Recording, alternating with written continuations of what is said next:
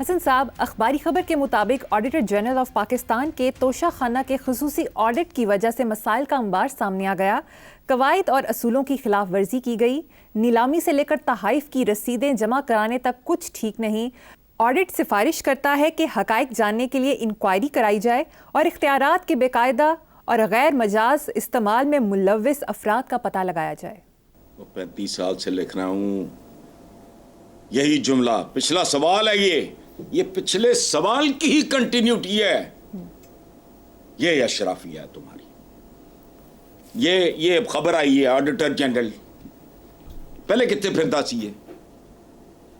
2 سال بعد پہلے کرا لیتے, 5 سال 10 سال پہلے کرا لیتے. پتہ ہے یہ کوئی خبر ہے. توشہ خانہ دیکھو تو صحیح کہ کچھ بھی نہیں ہے. یہ او بھائی ہونا بھی کچھ نہیں. وہ کیا کہتے ہیں انگریزی میں, set a thief to catch a thief. چوروں کی منڈی ہے. یہی ایک کام کر لو. اگر اس ملک کا کوئی والی وارث اور ہمدرد ہے, پورا توشہ خانہ سامنے رکھ کھول کے, ایک کے جسم پہ ایک کپڑا باقی نہیں رہے گا. No exception at all. وہ بات سنو, بلاول کا بیان چھپا آج ایک لیڈنگ اخبار کے فرنٹ پیج پہ. عدلیہ سیاسی بحران کی ذمہ دار ہے. میرا ایمان ہے کہ عدلیہ نہیں, توشہ خانہ فیم سیاسیہ اور بحران کی ذمہ دار ہے. بہت اعلیٰ. کچھ نہیں.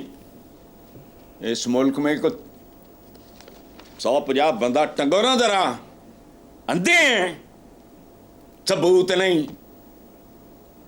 سارا کچھ ہے. جو ویل انفارمڈ ہیں ان کو تو بہت ہی کچھ پتا ہوگا.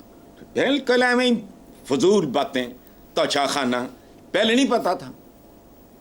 توشہ خانہ جب سے بنا تب سے یہی کچھ ہے. اس کی وجہ ہے وہ جو ہمارا صوفی شاعر کہتا ہے نا, نیچاں دی اشنائی کولوں فیض کسے نہ پایا, کک کرتے انگور چڑھایا ہر گچھا زخمایا. دیہڑیاں لگانے آتے ہیں, ورنہ جو آپ کو پاگل ہے. خدا دیانتداری سے آپ کبھی سوچو, سیاست جتنا مشکل کام ہے, اگر آپ نے یہ سارا کچھ خدمت کے لیے کرنا ہے. مجھے تو گھر سے باہر نکلتے ہوئے میں پاگل ہوں, میں در جا کے ووٹ مانگوں, تقریریں کر کے 2 پروگرام کر کے میرا حال خراب ہو جاتا ہے. بھونک کے اسٹیجوں پہ میں مقصد کیا ہے, میں نے کہ جی یہ مریم کی اور فاروق کی اور اطہر کی خدمت کرنی ہے. ڈاما مامے خان صوفی ہوں میں.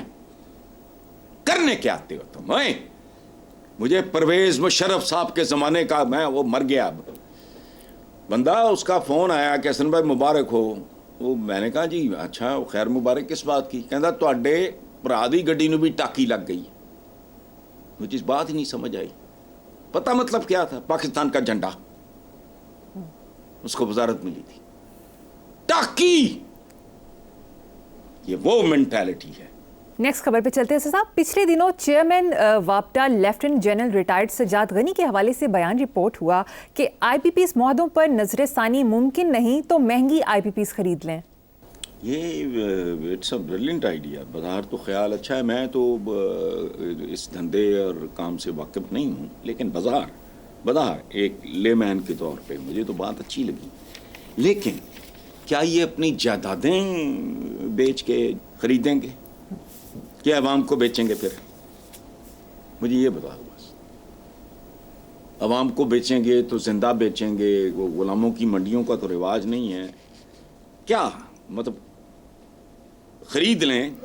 خریدنے کے لیے تو قوت خرید چاہیے, وہ ہے نہیں. کیا دے کے خریدو گے؟ ساورنٹی پہ تو کمپرومائز نہیں ہو سکتا. ہم اپنی جو خود کفالت یا یہ وہ تو سارے خواب ہیں, ٹھیک ہے. کیا بیچ کے خریدو گے؟ یہ آئی پی پیز والے جتنے بھی لوگ انوالوڈ ہیں ان کی جائیدادیں فروخت کرو. عوام کو بیچو کہ ملے گا کچھ نہیں. ਭੁੱਖਿਆਂ ਲੰਗਿਆਂ ਨੂੰ ਕਿਸੇ ਨੇ ਲੈ ਕੇ ਕਰਨਾ ਕੀ ਹੈ? یہ تو ڈھنگ کی لیبر بھی نہیں کر سکتے اب. مشورہ اچھا ہے کہ خرید ہی لو بھائی, لیکن ان کو کیوں نہ بیچ دو جنہوں نے یہ آئیڈیا فلوٹ کیا تھا.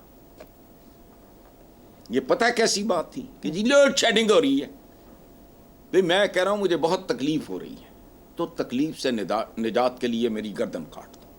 یہ وہ کام تھا. لوڈ شیڈنگ یہ بہانے کرتے ہیں نا, ٹھیک کرتے ہیں. یہ حل تھا اس کا کہ ایک بندہ ہے وہ تکلیف سے بے چین ہے, بجائے اس کے کہ تم اس کا ٹریٹمنٹ کرو, اس کی سرجری کرو, کوئی آپریٹ کرو, کوئی اس کا جو بھی کوئی سلیوشن ہے وہ کرو, تو اس کی گردن کاٹ دو اور کہو کہ میں نے اس کو دکھ سے نجات دے دی. یہ اس طرح کا کام, یہ جو لوڈ شیڈنگ ختم کی ہے انہوں نے. آگے چلتے ہیں صاحب. D G I S P R lieutenant general Ahmed Sharif Chaudhry نے کہا کہ 9 مئی پر موقف بدلا ہے نہ بدلے گا. فوج اشرافیہ نہیں, جس اشرافیہ کا کام تعلیم, صحت, روزگار دینا ہے اس پر کوئی سوال نہیں پوچھتا. بہت خوبصورت اور بہت بنیادی بات کی ہے. کوئی جج, کوئی جرنیل, کوئی بڑا فنکار, کوئی بڑا انجینئر, کوئی بڑا ٹیکنوکریٹ, کوئی بڑا اکانومسٹ, وہ میرے تمہارے ووٹ سے آتا ہے, وہ اپنی ہک کے زور پہ آتا ہے. لگی بھی یہ تصویر پاکستان ملٹری اکیڈمی میں, کبھی دیکھتا ہوں دل خوش ہو جاتا ہے. کاکول اکیڈمی کی چھوٹی چھوٹی عمروں کے کانگڑی سے بچے بیٹھے, ایسا ڈسپلن, ایسی خوبصورتی, ہک کے زور پہ آتے ہیں. یہاں تو 100% ہک کے زور پہ آتے ہیں. جج جو جبڑا نہیں تھا پھر کوئی چیمبر چل جاتا ہوئے گا. کیا بات ہے یار, تعلیم نام کی کوئی چیز نہیں, نہ صحت ہے, نہ روزگار ہے. یہ اشرافیہ نہیں, یہ کو صاحبزادہ یعقوب علی, وہ بھی ایک پروسیس کے تھرو جان مار کے. کتنے لوگ ہیں جو ٹاپ تک جاتے ہیں, کو میجری تو فارغ, کو کرنیلی تو فارغ, کو بریگیڈیئر تو فارغ, کو فلانا کرا کے ایڑیاں رگڑ کے جان ہتھیلی پہ رکھ کے, وہ تو محنت کش ہیں. یہ ہیں اصل چور. 33 سال ہو گئے یہ بات کرتے ہوئے. دیکھو بات سنو, اس ملک کا سیاستدان اگر دیانتدار ہوتا, محنتی ہوتا, قابل ہوتا, جو کچھ ہوا کبھی نہ ہوتا, اپنی اوقات میں رہتا. یہ خود آئین کو مارتے ہیں دولتیاں, پھر جب اس کو پڑتی ہے چپیڑ پھر یہ مارتے ہیں چانگڑیں. کون لوگ ہیں؟ میں نے ابھی کہا نہیں کہ میں ان میں سے کبھی کو بندہ کنگال ہوتے سنا. ان کو ضربیں لگتی ہیں. صرف ایک سیاستدان بتاؤ جو پہلی کراپ تھی ہماری, وہ نوابزادہ نصر اللہ اور یہ وہ وغیرہ, اس وقت تک لوگ کرتے تھے چدراہٹ کے لیے, خدمت کے لیے, وہ بھی کچھ نہیں کرتے تھے. ان کو میں نے 30 سال پہلے بدماشیاں لکھنا شروع کیا تھا. مجھے لوگوں نے کہا بہت سخت, میں نے کہا کوئی سخت نہیں ہے, تم جاہل ہو. بدمعاش وہ ہوتا ہے جس کا معاش بد ہو, جس نے جان ہتھیلی پہ رکھی ہوئی ہے, جو خندقوں میں بیٹھا ہے, جو پتہ نہیں وہ کیڑے پہاڑاں جیتے بندہ ویسے ہی انا ہو جاتا ہے, اتنی برف ہوتی ہے, سیاچن وغیرہ. وہ کہاں سے ہو گیا اشرافیہ؟ وہ تو میں دال آیا جند جان دا والی گل ہے.